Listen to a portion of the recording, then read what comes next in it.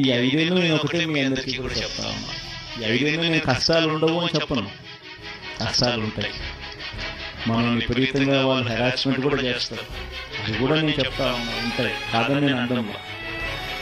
In fact ఆ పరిస్థితి మీ అందరికీ కూడా తెలిసే ఉంటుంది. 16 నెలలు నేను జైల్లో కూడా పెట్టాను. కష్టాలు ఉండవు అని నేను చెప్పను, అటువంటి కష్టాలు కూడా నేను చూసాను. కానీ ఏమైంది, కష్టాలు అనేవి ఎప్పుడు ఎల్లకాలం ఉండవు. ఒక చీకటి వచ్చిన తర్వాత వెలుతురు రావడం అన్నది దేవుడు క్రియేట్ చేసిన సృష్టిలో ఖచ్చితంగా జరగాల్సిన కార్యక్రమం. కాబట్టి కష్టాలు ఎక్కువ రోజులు ఉండవు. ఒక రాత్రి వచ్చిన తర్వాత ఒక పగులు రాక తప్పదు. ఎన్ని కష్టాలు వచ్చినా మళ్ళీ 2029లో మళ్ళీ మనమే వస్తాం.